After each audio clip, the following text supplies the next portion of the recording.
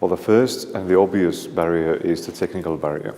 We are facing a multitude of different kinds of operational management systems that the companies are currently using, and every one of them is an individual different beast.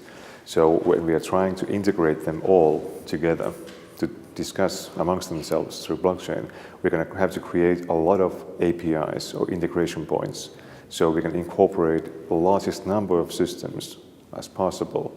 That's quite a lot of work. So we're going to have to be very clever and tricky about it. Try to follow certain main standards that are already followed in the logistics business.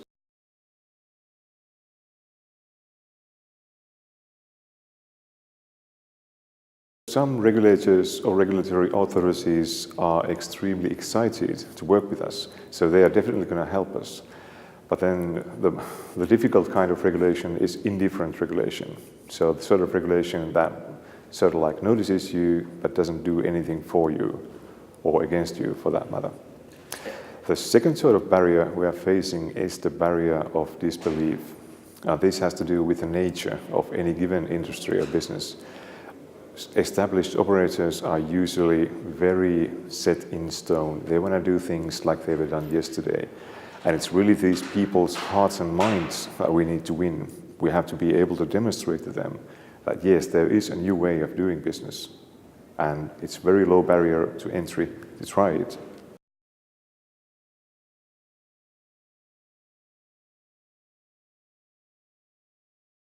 I've been in quite an extensive contact with Finnish authorities, namely ministries and agencies operating under ministries.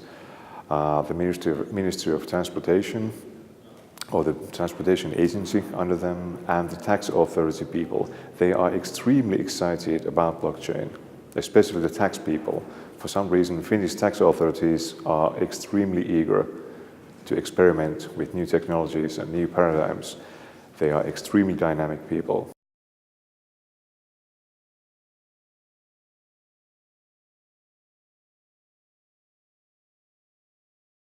I think at this point, when we're just exiting the hype curve, we're just beginning to see first realistic, like serious demonstrations and proof of concepts. I think we shouldn't close our eyes and ears to anything.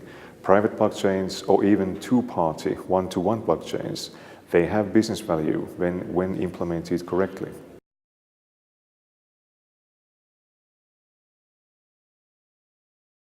So far, I've been extremely lucky because our connection to the IBM has obviously given us a lot of visibility and leverage in terms of PR and awareness. And as a general rule, I try to go anywhere I'm invited. So basically, like here in Moscow, these organizers were kind enough to invite me. Obviously, I want to come because this is one of my main functions as the coordinator of our project. I need to be in the crypto community events to raise awareness of the work we do.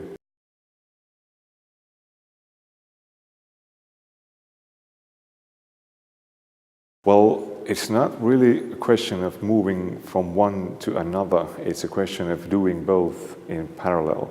As we are doing research, we are doing product development, or product in heavy quotation marks in our case. So we are really doing the research and the praxis, the application of the research in the same time, simultaneously. Anything our companies do, we immediately feed to the research. And anything research finds out, we immediately feed to the companies. So they are like working together, extremely tightly knit.